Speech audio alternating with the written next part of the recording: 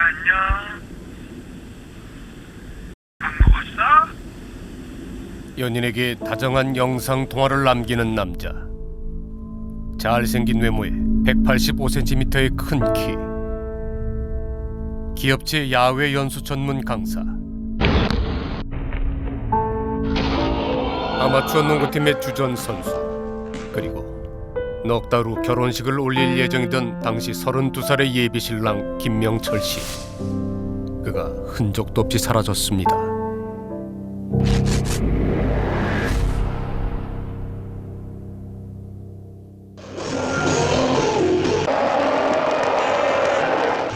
자, 올렸습니다. 좋아요. 하루에 수십 통의 전화를 해요. 그리고 여기 화장실에 갈 때도 이제 문자를 하는 사이예요. 근데 그렇게 전화를 한 통 안 받았을 때는 그럴 수도 있겠다 했는데 두 번째 안 받고 세 번째 안 받고 이게 계속 안 받는 거예요.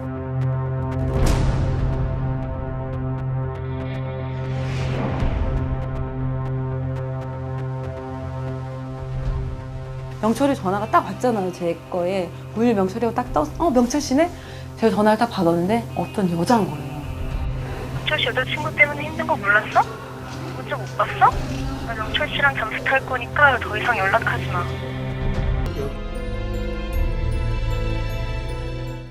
그 닉네임으로 하면 아마 그 설명이 될 것 같아요. 김명철 씨 닉네임이 김목사입니다. 김목사. 반듯해요. 딴짓을 안 하고 이제 뭐 평상시에 뭐 술 담배 이런 것도 안 하고. 정말 명철이는 어떤 애냐면요. 단돈 10,000원을 쓰더라도 저한테 상의하고 여자 문제로 그리고 돈 문제로 절대로 정말 1%도 없어요. 김명철.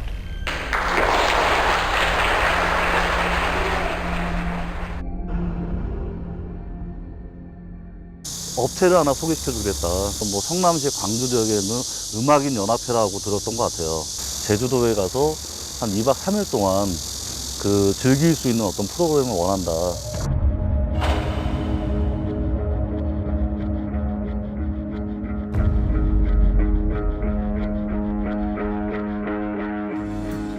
약속 시간 전 명철 씨는 잠시 약혼녀를 만나러 왔습니다.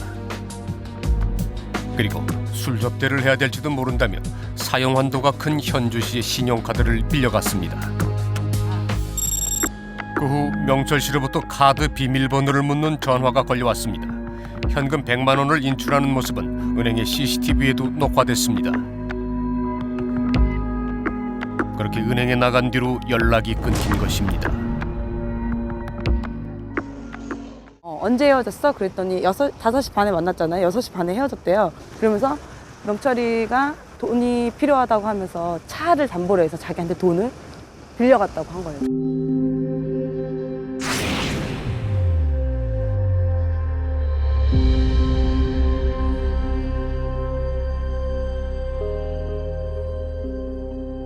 그 여자랑 갔다라고 하는데 그건 저는 믿을 수도 없죠. 그리고 절대 그럴 사람도 아니고요. 정말 오로지 운동밖에 모르는 사람이에요.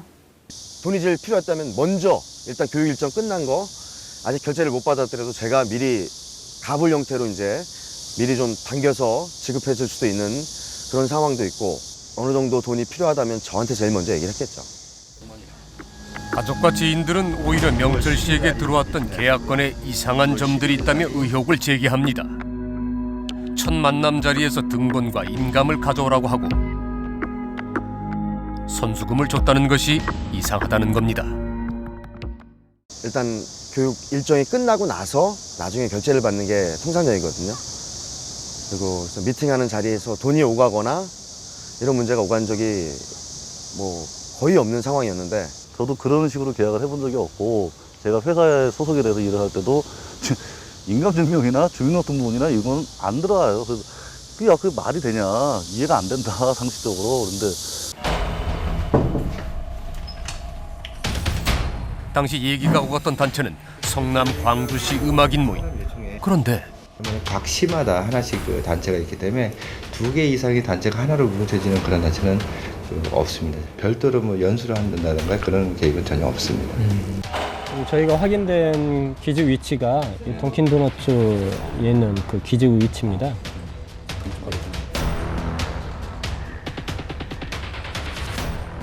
저게 있었을 가능성도 충분히 있다고 봐요. 그쵸. 그 당시에는 만약에 이 지점에 있었을 확률이 굉장히 높은 거죠.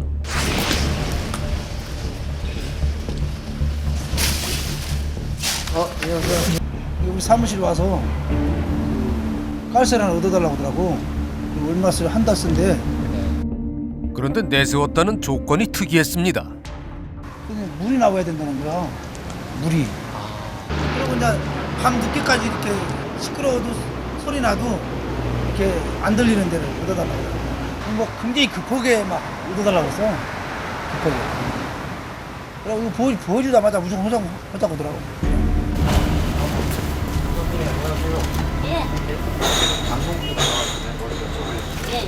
축구 한다고 난리를 쳤잖아. 12일 날 물통 갖다 뚜디기고 쌩 난리를 쳤지. 축 처진 거라고 들어가더라고. 그래서 세상에 아직 축구는 시작도 안 했는데 벌써 술이 채서 맞더니 갖고만 내가 그랬더만 7시 30분이 넘은 이후 같아 내 생각에. 술 취한 한 남자를 두 사람이 부축해 가게 안으로 들어가는 걸 봤는데 아주머니는 그중 한 명의 얼굴을 봤다고 했습니다. 둘 중에 한 사람이 그럼 이 사람이에요? 응. 한 사람 그 사람이고 한 사람은 깜깜한데 이렇게 업고 들어가가지고 못 봤어요 모습.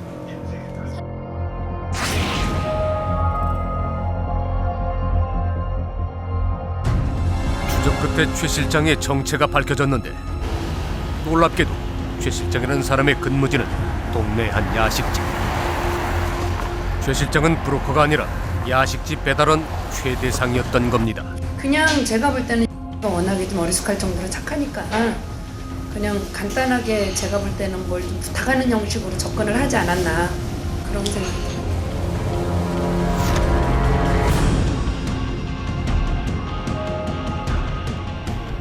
조상길 씨의 부탁대로 최대상 씨는 미리 술집에서 기다리며 술에 수면제를 섞었고 이를 마신 명철 씨가 10분 만에 정신을 잃었다는 겁니다.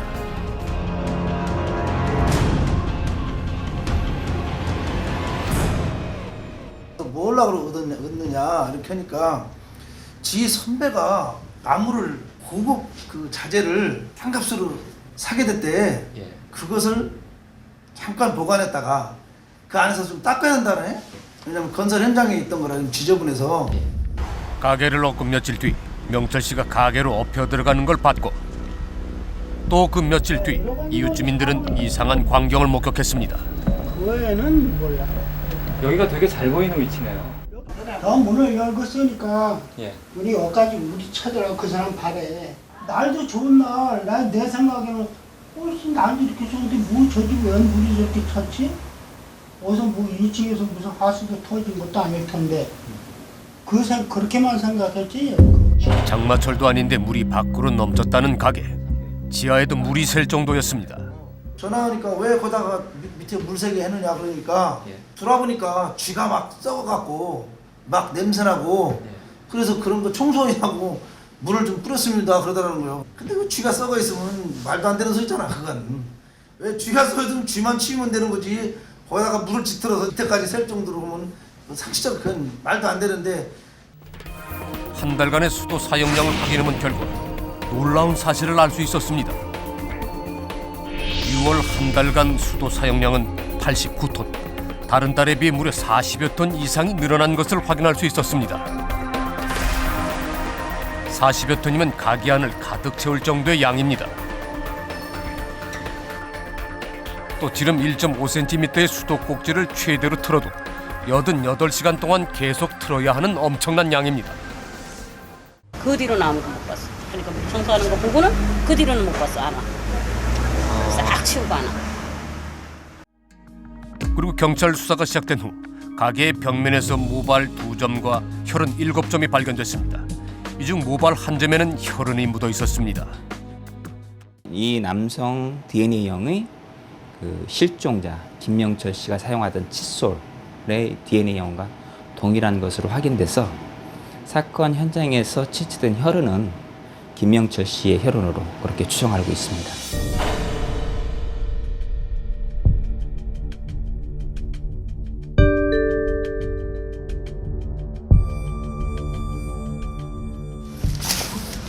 그의 말대로 가벼운 몸싸움만 있었던 걸까?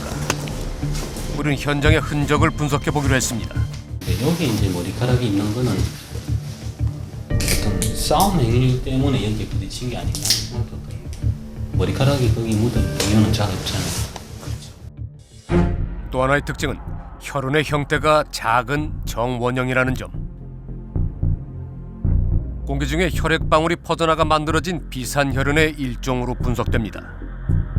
비산혈흔은 범행 도구를 휘두른다거나 피가 묻은 손을 휘두를 때 벽면에 생길 수 있습니다. 혈흔이 발견된 위치는 주로 타일벽 아래쪽입니다.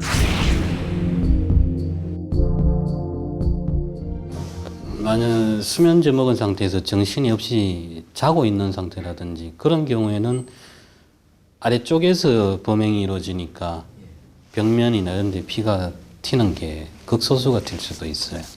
가장 그래도 힘 있는 피나 아니면 물이 한두 방울 정도가 외부로 나가거든요. 그래서 저것도 그런 현상이 아닌가 그런 생각이 드는데. 그런데 40여 톤이 넘는 물을 써서 물 청소를 했는데도 어떻게 혈흔이 남을 수 있었던 걸까요? 가게의 좌측 벽은 타일이고 나머진 벽지인데 딱 절반 아래에만 페인트 칠이 돼 있었습니다. 벽지는 경찰이 수거해 갔지만은 남은 부분을 보면 급하게 칠한 티가 역력합니다. 뭔가 가려야 했던 흔적이 있었던 건 아닐까? 다량의 혈흔이 있는 장소, 그것이 주된 그 증거인멸 대상 장소겠죠. 거기에 너무 집중한 나머지 일부 그 주변에 남아 있는 증거물을 놓쳤다라고밖에 볼 수 없을 것 같아요. 정리를 하자면 서서 몸싸움을 하다 명철 씨 머리가 기둥에 부딪혀 피가 났고 그 이후에 누운 자세에서 벽에 피가 튈 만한 어떤 행동이 있었다. 그리고 그 위치는 주로 안쪽 벽일 것이라는 추정이 가능합니다. 대체 왜 이런 범행을 저질렀을까? 그 연막이에요. 돈 문제는 100% 여자예요. 결혼한다고 그러니 그런 얘기 나오면서부터 아무래도 애가 뒤틀린 것 같아요. 계획 세운 것 같아요. 그거밖에 없어요. 조상필 씨는 현주 씨로부터 상견례 얘기를 들은 다음 날 부동산 상담을 하고 5일 뒤 명철 씨에게 사업 제안을 하고 7일 뒤 수면제를 구입하고 8일 뒤 술집과 렌트카를 섭외해 9일 뒤에 명철 씨를 만났던 겁니다. 현주 씨와 가족이 받은 문자 메시지도 조상필 씨 친구가 작성한 것으로 드러났습니다. 두 번이었었어요. 제 거를 한번 보내주고, 네. 그 다음에는 그냥 모르는 헬스 갖고 한번 해달라고. 좀 이게 글귀라든지 어휘력이 짧으니까 좀 해달라. 그런 식으로 부탁을 했었어요. 김명철 씨가 사라진 지 사흘 뒤 조상필은 친구의 차를 타고 폐기물 처리장으로 갑니다. 이 근처에 30분간 머물던 차량은 다시 한강 둔치로 향했습니다. 경찰도 뒤늦게 조상필의 행적을 따라 일대를 수색을 했지만 아무것도 찾아내지 못했습니다.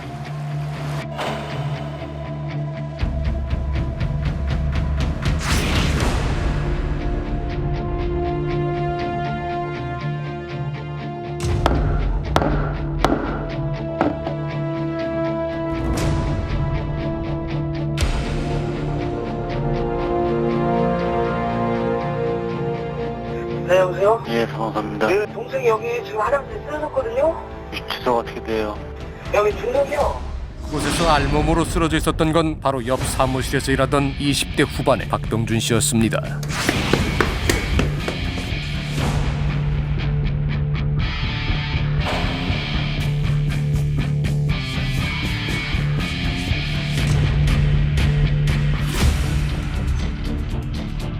박 씨가 사망하던 그 즈음에 보험사 콜센터로 한 통의 전화가 걸려왔습니다. 죄송합니다만 계약자님 성함하고 주민번호 좀 먼저 확인해 주시겠습니까? 네, 박형준이고요. 박병준이요. 병준이요. 주민번호가요? 810. 그날은 박병준 씨가 사망한 날로부터 이미 사흘이나 지난 뒤였습니다. 그로부터 일주일 후 박병준 씨 사망보험에 대한 청구서가 접수됩니다. 아니에요. 병준님 목소리 전혀 아니에요. 그럼 누굴까?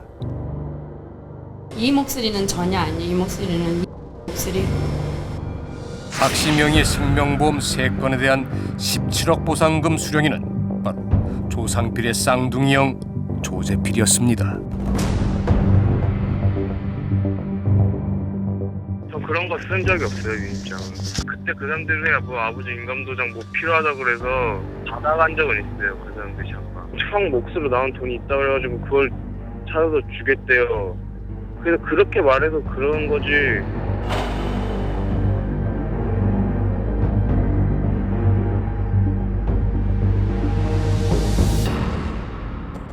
나중에 누군가 의심을 하고 조사를 하게 된다면 거기에 대한 증빙으로서 어떤 범행의 혐의를 벗어나는 수단으로 삼거나 다양한 용도로의 활용 가능성들을 염두에 두고 그런 백지 위임장, 백지 차용증 등을 받아두는 것을 범행 수법의 본질로 삼았던 것으로 보입니다. 수레탄 수면제, 백지각서와 백지 차용증, 박 씨의 의문사와 김명철 씨의 실종.